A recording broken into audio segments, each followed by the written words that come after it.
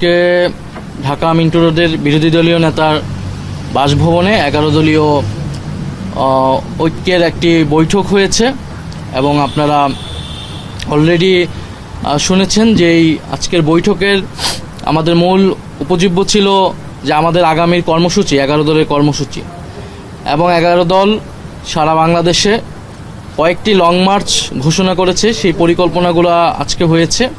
সেই পরিকল্পনা মোতাবেক 5ই সেপ্টেম্বর আমাদের প্রথম লং মার্চ চট্টগ্রামের অভিমুখে আমাদের লং মার্চ শুরু হতে যাচ্ছে।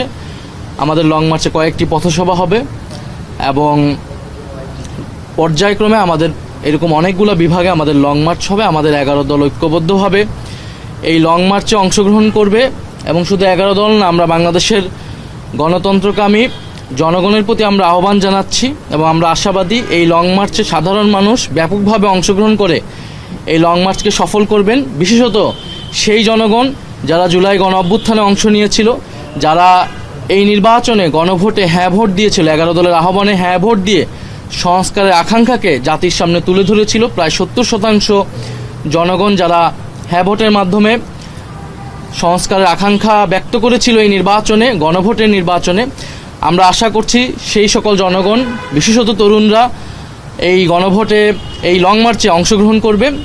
এবং আপনারা জানেন যে গণভোটের যে গণরায় বাস্তবায়ন সহ দেশে অনেকগুলো সংকট এই মুহূর্তে তৈরি হয়েছে। আমরা সেই সংকটগুলো নিয়ে আজকে বিস্তারিত আলোচনা করেছি। বিশেষত সরকারের যে 180 দিন, সেই 180 দিনকে আমরা পর্যালোচনা করেছি। আমাদের কাছে মনে হয়েছে এই 180 দিনে সরকার অপরিকল্পিত এবং অব্যবস্থাপনার কারণে জনগণের ভোগান্তি ব্যাপকভাবে বেড়েছে এবং জন আস্থা, একটা সরকারের যে পাবলিক ট্রাস্ট প্রয়োজন, সেই জন আস্থা একেবারেই তলানিতে গিয়েছে। কারণ আপনারা যদি দেখেন আইন শৃঙ্খলার পরিবেশ অত্যন্ত বাজে, দেশে নিরাপত্তা নেই। যদিও আমরা বিগত সময়ে শুনেছি, বিশেষত নির্বাচনের আগে, যে নির্বাচিত সরকার আসলেই, অন্যভাবে বলতে গেলে বিএনপির সরকার আসলেই দেশে আইন শৃঙ্খলার পরিবেশ ঠিক হবে, কিন্তু তারা এখন পর্যন্ত এই 6 মাসে আইন শৃঙ্খলার পরিবেশ ব্যর্থ কোনো ক্ষেত্রে তারা সেটা অন্তর্বর্তী সরকার তো অথবা বিপ্লব পরবর্তী পরিস্থিতির থেকেও ভয়ানক রূপ ধারণ করেছে। দ্বিতীয়ত জ্বালানি সংকট, আপনারা সকলেই জানেন দেশে কোথাও বিদ্যুৎ পাওয়া যাচ্ছে না। ইভেন ঢাকাতেও লোডশেডিং হচ্ছে এবং লোডশেডিং দেশের ইতিহাসে সর্বোচ্চ পর্যায়ে পার হয়েছে। এবং জ্বালানি সংকট, গ্যাস সংকটও শুরু হয়েছে। গ্যাসের দাম বৃদ্ধি হয়েছে, সিলিন্ডারের দাম বৃদ্ধি হয়েছে, কারখানা বন্ধ হয়েছে। প্রায় কয়েকশো কারখানা সারা দেশে বন্ধ হচ্ছে। ব্যবসায়ীরা উদ্বেগ প্রকাশ করছে। একদিকে তো চাঁদাবাজির একটা ভোগান্তি তাদের রয়েছে, অন্যদিকে এখন গ্যাস বিদ্যুৎ তারা পাচ্ছে না। অন্যদিকে সার সংকট তৈরি হয়েছে, কৃষকরা সেই সার সংকট ভুগতেছে। এবং এই যখন দেশের সার্বিক পরিস্থিতি, আমরা দেখছি সরকার সেগুলো স্বীকার না করে বরং 180 দিনের একটা সাফল্য মণ্ডিত তারা দেখানোর চেষ্টা করছে, যেটা একেবারেই জনগণের সাথে প্রতারণা। এবং যেই প্রতারণা রাজনীতি আমরা অতীতে আওয়ামী লীগকে করতে দেখেছি, এখন সে একই প্রতারণা রাজনীতি বিএনপি সরকার জনগণের সাথে করছে। 180 দিনের এই ব্যর্থতার জন্য এই সরকারের উচিত ছিল, প্রধানমন্ত্রী তারেক রহমানের উচিত ছিল জনগণের কাছে ক্ষমা প্রার্থনা করা এবং বিরোধী দল সহ জনগণের কাছে সহায়তা কামনা করা। তো সেটা তারা না করে তারা মিথ্যা তথ্য দিচ্ছে, জনগণকে বিভ্রান্ত করছে। কিন্তু আপনারা সকলেই জানেন, আমরা যখনই জনগণের কাছে যাচ্ছি মানুষ তার ভোগান্তির কথা বলছে। এবং এটা শুরুটা হয়েছে গণভোটের গণরায় বাস্তবায়ন না করে সংবিধান সংস্কার পরিষদের শপথ না নেওয়ার মাধ্যমে সরকার এই প্রতারণার কাজ শুরু করেছে। অন্যদিকে এই সরকার প্রধান জনাব তারেক রহমান, তিনি দেশে এসে বলেছিলেন যে আই হ্যাভ এ প্ল্যান। ওনার একটা প্ল্যান রয়েছে, পরিকল্পনা রয়েছে, দেশকে তিনি স্থিতিশীল করতে পারবেন, অর্থনীতিকে স্থিতিশীল করতে পারবেন। এখন দেখা যাচ্ছে যে পুরা সরকারের 180 দিন আসলে অব্যবস্থাপনা। আপনার মন্ত্রী পরিষদ অল্প কয়েকদিনে, মাত্র 6 মাসে আবার পুনর্গঠিত করা লাগলো। তার মানে তাদের পরিকল্পনা এবং হোমওয়ার্ক যথাযথ ছিল না। এবং এই মন্ত্রী পরিষদ কিন্তু তাদেরকে আরও পরিবর্তন করতে হবে, কারণ সকল মন্ত্রীরাই, বেশিরভাগ মন্ত্রীরাই কিন্তু ব্যর্থ হবে আসলে তাদের কার্যক্রমে। ফলে এই সরকারের কাছে কোনো পরিকল্পনা নাই দেশ কিভাবে পরিচালনা করতে হয়, এবং তারা বিরোধী দলের কাছে পরিকল্পনা চাচ্ছে।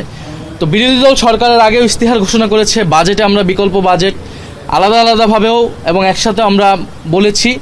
জ্বালানি নিয়ে যে কমিটি হয়েছিল সংসদে, সেই কমিটিতে কিন্তু বিরোধী দল তার প্রস্তাবনাটা দিয়েছিল সম্মিলিতভাবে 11 দল হিসেবে। যদিও সেই কমিটিটাকেও ব্যর্থ করা হয়েছিল, পরবর্তীতে কমিটি কোনো কার্যকর করা হয়নি এবং এই রিপোর্টটা নিয়ে কোনো ধরনের আলোচনা হয়নি। ফলে সরকারের এই অব্যবস্থাপনার কারণে দেশবাসী ভুগছে। আমরা সরকারের প্রতি আহ্বান জানাবো যে গণভোটের গণরায় বাস্তবায়নের মাধ্যমে সরকারের যে কমিটমেন্ট জনগণের প্রতি, দেশের প্রতি, সেই কাজ শুরু করা উচিত এবং সকলকে নিয়ে ঐক্যবদ্ধভাবে একটা জাতীয় নীতি প্রণয়ন করা উচিত। জ্বালানি ইস্যুতে, আইন শৃঙ্খলা ইস্যুতে যদি স্বরাষ্ট্রমন্ত্রী তিনিতেও আসলে আমরা ভেবেছিলাম হয়তো এই মন্ত্রণালয়ে পরিবর্তন হবে, কারণ কিন্তু অলরেডি ব্যর্থ প্রমাণিত হয়েছেন। আইন শৃঙ্খলার পরিবেশ মোটেও উন্নতি হয় নাই। ফলে এই মন্ত্রণালয়গুলো কি করবেন যেগুলো আসলে ক্রমাগতভাবে ব্যর্থ হচ্ছেন, তো সেগুলো নিয়ে সরকারের মন্ত্রণালয় পুনর্গঠিত করা উচিত। সেক্ষেত্রে বিরোধী দল প্রয়োজনে সরকারকে নীতিগতভাবে সহায়তা করবে। আরেকটি বিষয় আমাদের আলোচনায় এসেছে যে সরকারের পররাষ্ট্রনীতি এবং বাংলাদেশে বর্তমান যে ভূ রাজনীতির মধ্যে বাংলাদেশ আছে, আমাদের কাছে মনে হচ্ছে সরকার যে পররাষ্ট্রনীতি সেটা যথেষ্ট আত্মবিশ্বাসহীন।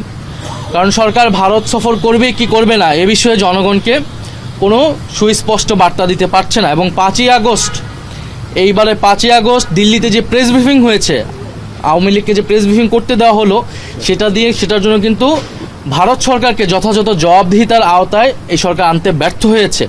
ফলে আমরা মনে করি যে আওয়ামী লীগকে দিল্লিতে কার্যক্রম করতে দিয়ে ফ্যাসিস্ট আওয়ামী লীগকে এবং একই সাথে বাংলাদেশ সরকারের সাথে বা বাংলাদেশের সাথে সুসম্পর্ক, এটা আসলে সম্ভব নয়। আমরা যে কোনো দেশের সাথে মর্যাদা এবং সমতার ভিত্তিতে সম্পর্ক চাই এবং বাংলাদেশ ভারত যে পারস্পরিক যে সমস্যাগুলো রয়েছে, এবছর গঙ্গা চুক্তি শেষ হবে এবং অন্যান্য যে নদীর পানি বন্টন চুক্তি, সীমান্ত হত্যা, পুশিন ইত্যাদি বিষয়ে খোলামেলা আলোচনা করে বাংলাদেশ ভারতের নতুন পররাষ্ট্রনীতি প্রণয়ন করতে হবে বা সম্পর্ক স্থাপন করতে হবে এবং সেক্ষেত্রে আওয়ামী লীগকে বাদ দিয়ে এটা করতে হবে। ফলে আওয়ামী লীগের এই বিষয় সুরাহা না পর্যন্ত, শেখ হাসিনার বিচার, ওসমান হাদির যে খনিদের বিচার, সেটা নিশ্চিত না হওয়া পর্যন্ত তারেক রহমান, প্রধানমন্ত্রী তারেক রহমানের ভারত সফর জাতির জন্য কল্যাণকর হবে বলে 11 দল মনে করছে না। আমরা জনগণের প্রতি আহ্বান জানাচ্ছি যে এই বিষয়গুলো নিয়ে আমরা জনগণের যে সমস্যা, আরেকটি সমস্যা এসেছে কর্মসংস্থান।